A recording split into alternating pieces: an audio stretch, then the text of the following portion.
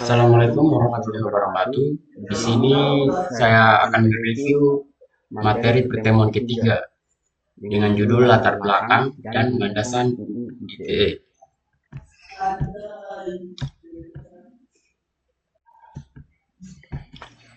Capaian pembelajaran. Yang pertama, memahami definisi dan ruang lingkup hukum cyber. Yang kedua, menjelaskan sejarah perkembangan hukum cyber di Indonesia. Dan yang ketiga, mengidentifikasi bentuk-bentuk kejahatan cyber. Dan yang terakhir adalah menganalisis karakteristik khusus cyber. Apa itu hukum cyber? Hukum yang mengatur aktivitas, transaksi, dan hubungan hukum di ruang digital dunia maya. Istilah lain, hukum teknologi informasi, hukum dunia maya. Cakupan luas, tidak hanya kejahatan, tapi juga e-commerce, hak cipta, tanda tangan elektronik, dan lain-lain. Ruang lingkup hukum cyber. Ruang lingkup hukum cyber bisa mencakup hukum cyber memiliki ruang lingkup yang sangat luas. Salah satunya itu ruang regulasi kegiatan digital, transaksi elektronik, kontrak digital, tanda tangan elektronik. Ruang lingkup hukum cyber ada di perlindungan hak. Yang pertama, hak kekayaan intelektual digital, hak cipta software, musik, film digital, paten teknologi informasi, merek dagang, domain website, perlindungan data pribadi. Kejahatan digital. Kejahatan digital mencakup cybercrime, hacking, cracking, penipuan online, penyebaran konten ilegal, carding, atau pencurian kartu kredit.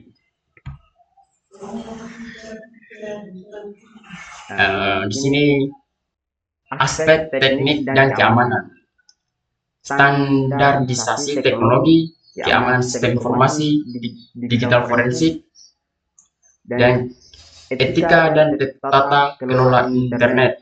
Ada regulasi konten internet, pengaturan nama domain, netralitas jaringan.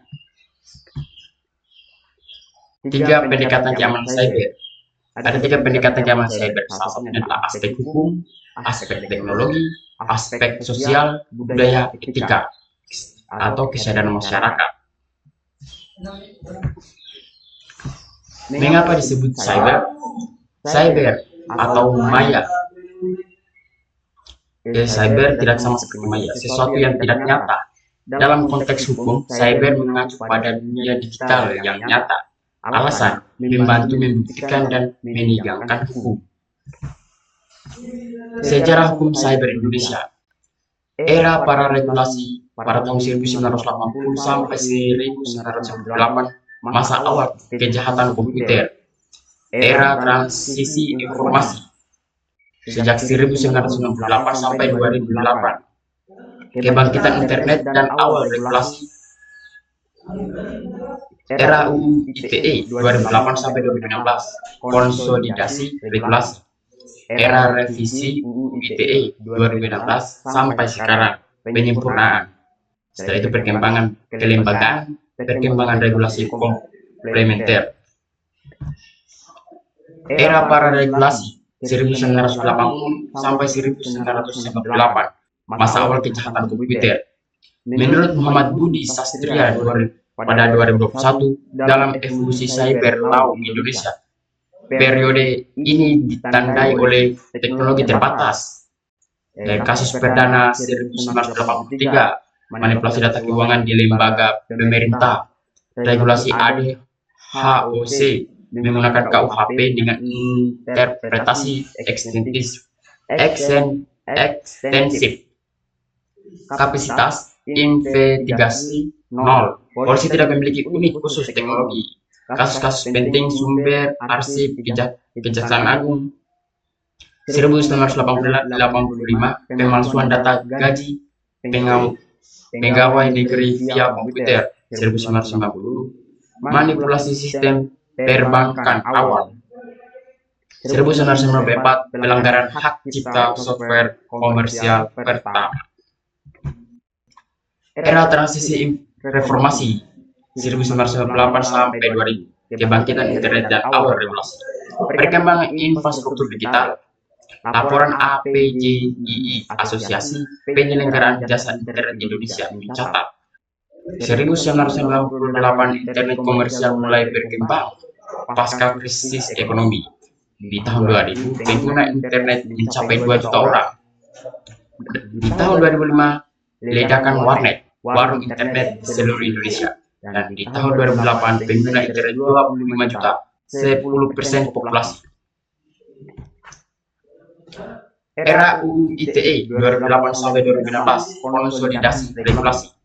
Proses legislasi 2008, catatan paripurna DPR 21 April 2000, penyusun Pansus DPR bersama pemerintah, Depkominfo, Depke, debat kritis, pasal multi tafsir, pasal 27 ayat 3 tentang pencemaran nama baik, kebebasan berekspresi, kekhawatiran aktivis dan akademis, implementasi 2 tahun sosialisasi nasional, implementasi dan kontroversi, data SafeNet.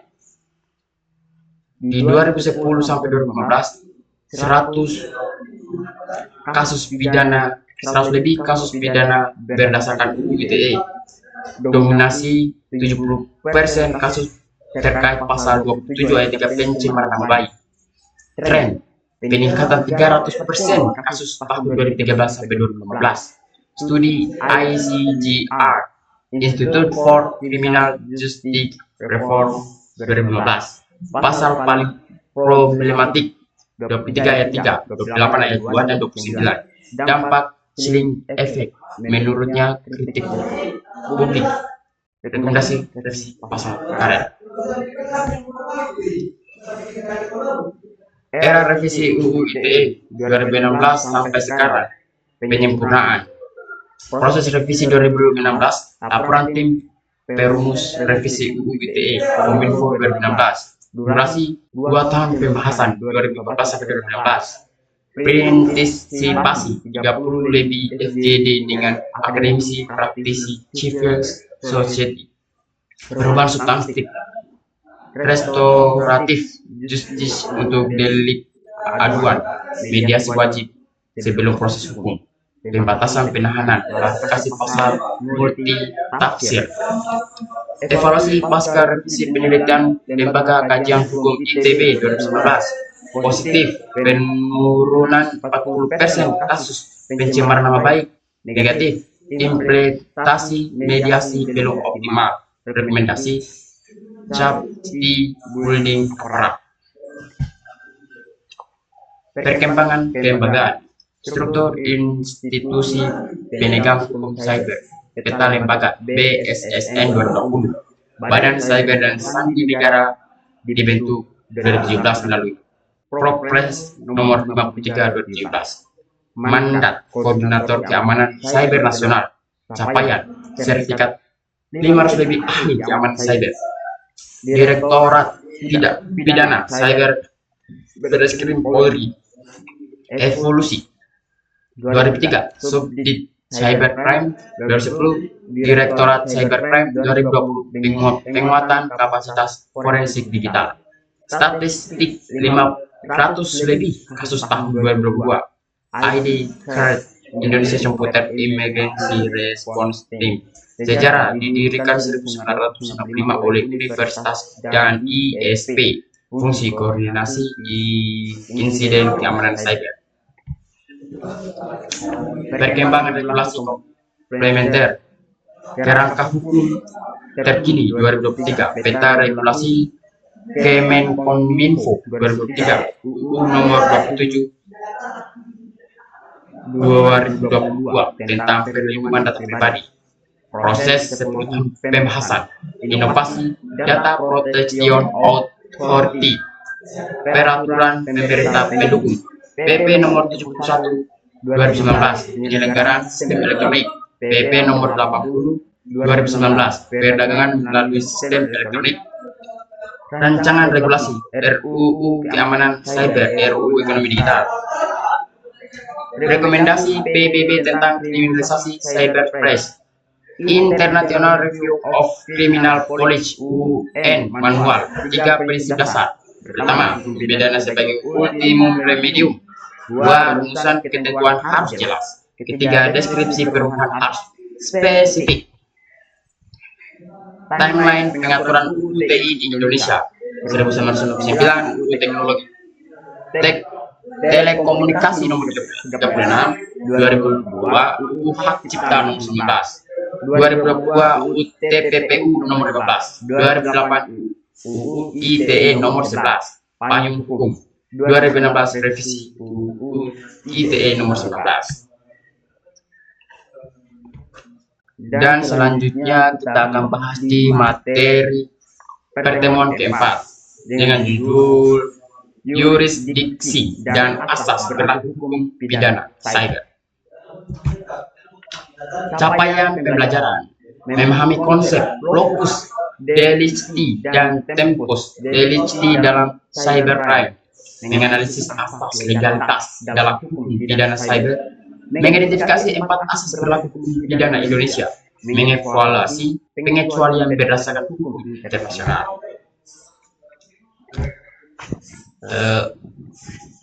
Tantangan yurisdiksi cybercrime, borderless, tidak mengenal batas geografis, virtual, tidak ada lokasi fisik jelas, multijurisdiksi, berlaku korban server di negara berbeda.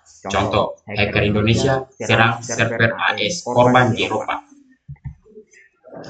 Locus delicti, tempat terjadinya tidak pidana. Definisi tempat terjadinya tidak pidana. Pentingnya menentukan berlaku tidaknya hukum pidana Indonesia, menentukan kompetensi relatif kejaksaan dan pengadilan. Teori locus delicti Van Hamel, tempat berlaku melakukan perbuatan, tempat alat yang dipergunakan bekerja, tempat akibat langsung timbul, tempat akibat konstitutif diambil. Tempus delicti, waktu terjadinya tindakan pidana. Definisi, waktu terjadinya tindak pidana, pentingnya terkait pasal 1 KUHP, legalitas, pasal 44 KUHP, kemampuan bertanggung jawab, pasal 45 KUHP, umur pelaku, pasal 79 KUHP, daluarsa, pasal 57 HIR, tertangkap tangan. Asal legalitas, pasal 1 ayat 1 KUHP. Rumusan, tidak sesuatu perbuatan dapat dipidana kecuali atas kekuatan aturan pidana dalam perundang-undangan yang telah ada sebelum perbuatan dilakukan. Prinsip, nullum delictum nulla peona sine praevi penali. Pencetus Anselm von Feuerbach pada tahun 1801. Konsekuensi asas legalitas formil. Perbuatan tidak tercantum dalam UU tidak bisa dipidana. Larangan analogi untuk menciptakan tindak pidana baru. Aturan pidana tidak boleh berlaku surut retroaktif. Asas legalitas material. Konteks Indonesia mengakui hukum tidak tertulis. Dasar hukum pasal 5 ayat 3B UU nomor 1 DRT 1991, pasal 27 ayat 1 UU nomor 14 1970 tentang kekuasaan kehakiman. Prinsip, hakim wajib mengenali nilai hukum yang hidup di masyarakat. Rancangan KUHP baru, pasal 1 ayat 3 konsep KUHP tidak mengurangi berlakunya hukum yang hidup. Prinsip, keseimbangan kepentingan individu versus masyarakat. Contoh, pelanggaran adat setempat bisa dipidana walau tidak diatur UU. 4 asas berlakunya hukum pidana Indonesia. Asas teritorial, pasal 2 sampai 3 KUHP. Asas personal, nasional aktif, pasal 5 sampai 7 KUHP. Asas perlindungan nasional pasif, pasal 4, 7, 8 KUHP. Asas universal, pasal 4 ayat 2 dan 4 pasal 9 KUHP. Asas teritorial pasal 2 sampai 3 KUHP. Prinsip hukum Indonesia berlaku di wilayah Indonesia. Wilayah Indonesia, daratan, lautan, daratan, laut, 12 mil, udara di atasnya. Perluasan pasal 3, kendaraan air dan pesawat udara Indonesia, UU nomor 4 1976, tambah pesawat udara. Asas personal nasional aktif pasal 5 sampai 7 KUHP. Prinsip hukum Indonesia mengikuti WNI kemanapun. Pasal 5 ayat 1 angka 1, kejahatan tertentu ancaman kepentingan negara. Pasal 5 ayat 1 angka 2, kejahatan umum diakui di Indonesia dan negara tempat kejahatan. Pengecualian tidak menyerahkan WNI diadili di luar negeri. Asas perlindungan nasional pasif pasal 4, 7, 8 KUHP. Prinsip melindungi kepentingan negara Indonesia berlaku untuk WNI dan orang asing. Kejahatan yang dilindungi, keamanan negara dan martabat presiden, merek atau menteri pemerintah, pemalsuan surat hutang Indonesia. Asas universal. Prinsip demi kepentingan dunia internasional berlaku untuk siapapun dimanapun. Contoh kejahatan, pemalsuan mata uang, membajakan laut atau udara, dan hain. Pengecualian berdasarkan hukum internasional. Pasal 9 KUHP dibatasi pengecualian yang diakui hukum internasional. Hak imunitas kepala negara asing dan keluarga, duta besar dan keluarga. Solusi penegakan hukum lintas negara. Perjanjian bilateral regional ASEAN Cybercrime Convention, kerjasama aparat Interpol, ASEAN Pol, harmonisasi hukum, model laut citral, safety building, pelatihan bersama. Rangkuman, lokus dan tempus delicti ditentukan di cybercrime.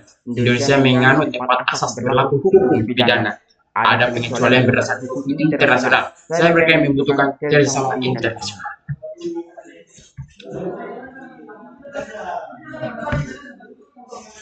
Sekarang kita akan mereview pertemuan kelima dengan judul jenis-jenis kejahatan teknologi informasi. Capaian pembelajaran menganalisis definisi kejahatan teknologi informasi, mengidentifikasi karakteristik kejahatan dengan sarana komputer, memahami modus operandi trading sebagai contoh kejahatan properti. Paradoks teknologi informasi. Manfaat memudahkan hidup manusia. Dampak negatif memfasilitasi kejahatan. Perubahan perbandingan kriminologi dari faktor manusia ke faktor teknologi. Fakta, kejahatan ada seiring dengan kemajuan teknologi. Definisi kejahatan teknologi informasi di lingkungan universal belum ada definisi pasti, tapi ada kesamaan pengertian. Intinya, upaya memasuki atau menggunakan fasilitas komputer tanpa izin dan melawan hukum. Indra Safitri, kejahatan yang berkaitan pemanfaatan TI tanpa batas dengan karakteristik rekayasa teknologi. 2 kategori utama kejahatan TI. Kejahatan yang bertujuan merusak sistem jaringan komputer, contoh hacking, DDoS, malware. Kejahatan yang menggunakan komputer sebagai alat bantu, contoh penipuan online, pornografi anak, perdagangan narkoba. Komputer dari alat hitung ke pusat kejahatan. Asal kata to compute, menghitung, evaluasi fungsi, kalkulator, multimedia, internet. Definisi modern, kumpulan mesin elektronik bekerja otomatis berdasarkan program, rangkaian peralatan dan fasilitas bekerja elektronik dengan OS. Internet, jaringan global. Definisi, jaringan komputer global menggunakan protokol internet. Keunggulan versus telepon, fax, bisa kirim suara, teks, gambar, video sekaligus. Fungsi sosial, komunikasi variatif, chat, video, call, forum. motif kejahatan dengan sarana TI, teknologi informasi, ekonomi, uang, keuntungan finansial, politik, aktivisme, propaganda, cyber warfare, sosial, balas dendam, popularitas, pengakuan, psikologis, tantangan, kepuasan, gangguan jiwa, ideologi, hacktivisme, terorisme digital.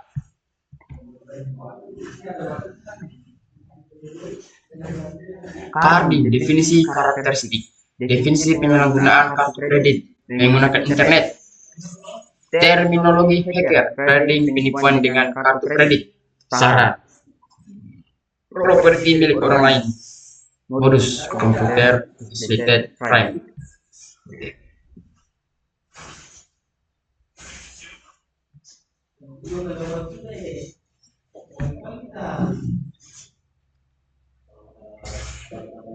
Modus operandi carding, memperoleh data, phishing, sniffing database, validasi, cek validasi kartu dengan software khusus, transaksi, beli barang, jasa online, pengiriman, menggunakan alamat drop atau receiver, penjualan, jual barang di pasar gelap.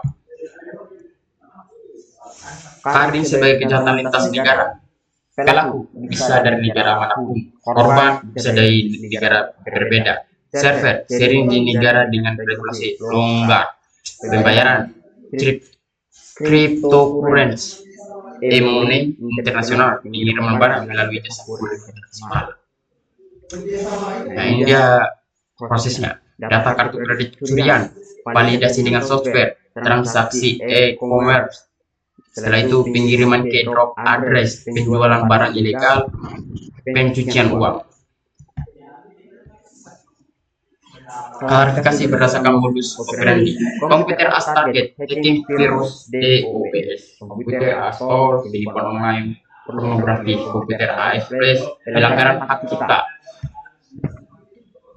Pencegahan carding. Teknis, CVV, CVC, 3D score, token, biometrik, edukasi, awareness, dengan kartu sahabat. Tren carding modern. Rangkuman, kejahatan TI mencakup beragam aktivitas legal menggunakan komputer. Cardingan contoh kejahatan properti dengan modus kompleks. Klarifikasi membantu menegakkan hukum dan pencegahan. Berlaku pendekatan multi sektor untuk penanggulangan. Keenam. Oke. Sekarang kita akan mereview pertemuan ke-6 dengan judul mekanisme pembuktian perkara cybercrime.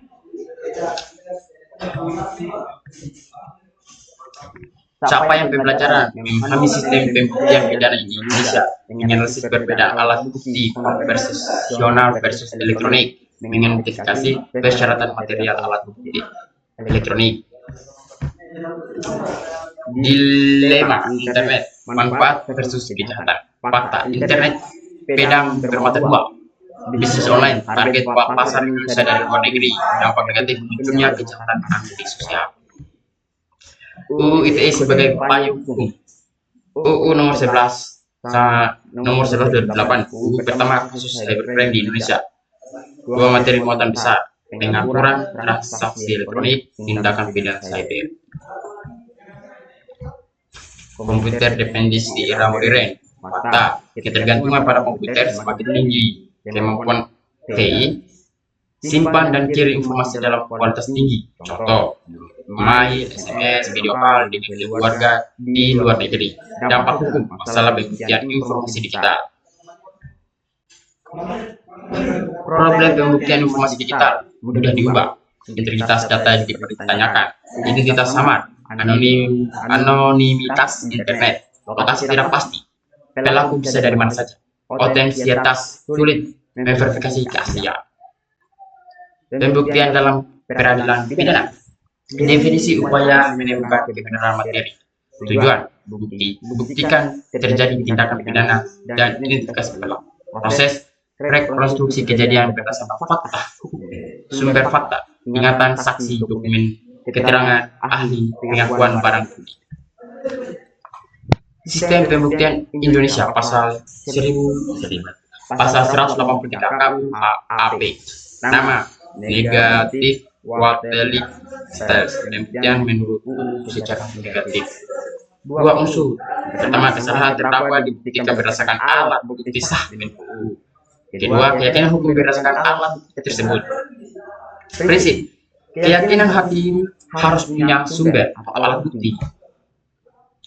Alat bukti sah dalam KUHP, keterangan saksi, keterangan ahli, surat petunjuk, keterangan terdakwa, syarat memenuhi persyaratan formil dan materi. Evolusi pengaturan alat bukti elektronik. Sebelum UU ITE diatur parsial di berbagai UU ITE, pengaturan komprehensif lokasi dalam UU ITE bab 3 informasi dokumen tanda tangan elektronik dan pasal elektronik. UU ITE landasan alat bukti elektronik. Pernyataan materi berdasarkan pasal 6 UU ITE. Informasi dokumen elektronik dianggap sah jika dapat diakses, dapat ditampilkan, dijamin keutuhannya, dan dapat dipertanggungjawabkan. Komputer itu penting definisi. Nah, proses digital forensik. Nah, ini prosesnya atau pengumpulan bukti atau collection, yaitu di preservasi atau proses preservation. Setelah itu dianalisis dan setelah itu dipresentasikan. Itu di kasus pembuktian email ancaman. Kasusnya seperti email ancaman kirim uang atau sebarkan data pribadi. Buktinya email dari akun Gmail. Tantangan akun bisa dibuat siapa saja dari mana saja. Hukuman. Pembuktian cyber membutuhkan pemahaman sistem pembuktian pidana. Alat bukti elektronik sah berdasarkan UU ITE dengan Oke, mungkin itu saja review singkat dari saya. Lebih dan kurangnya mohon dimaafkan. Saya akhiri dengan wabillahi taufiq. Wassalamualaikum warahmatullahi wabarakatuh.